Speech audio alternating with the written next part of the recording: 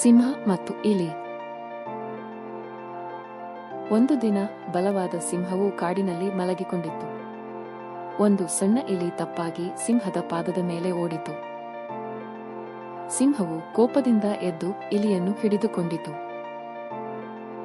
ದಯವಿಟ್ಟು ನನ್ನನ್ನು ತಿನ್ನಬೇಡಿ, ಯಾವಾಗಲಾದರೂ ನಾನು ನಿಮಗೆ ಸಹಾಯ ಮಾಡಬಹುದು ಎಂದು ಇಲಿ ಬೇಡಿಕೊಂಡಿತು.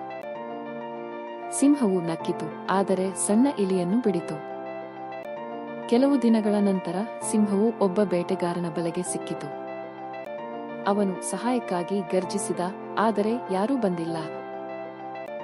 ಸಣ್ಣ ಇಲಿ ಅವನ ಗರ್ಜನವನ್ನು ಕೇಳಿ ಸಹಾಯಕ್ಕೆ ಓಡಿಹೋಯಿತು.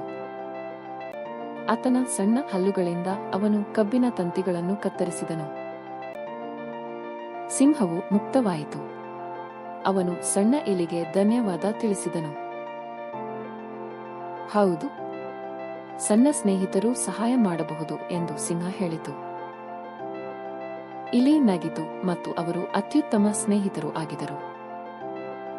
ಆ ದಿನದಿಂದ ಸಿಂಹವು ಯಾರನ್ನೂ ಕಡಿಮೆ ಎಂದು ಅಂದಾಜಿಸಲಿಲ್ಲ.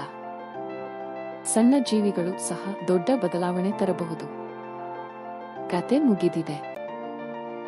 ಕತೆಯ ನೀತಿ: ದಯೆ ಮತ್ತು ಸ್ನೇಹವು ಎಲ್ಲರಿಗೂ ಮುಖ್ಯವಾಗಿದೆ, ದೊಡ್ಡದು ಸಣ್ಣದು ಬೇಡ.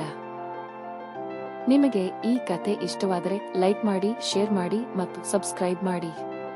ಧನ್ಯವಾದಗಳು.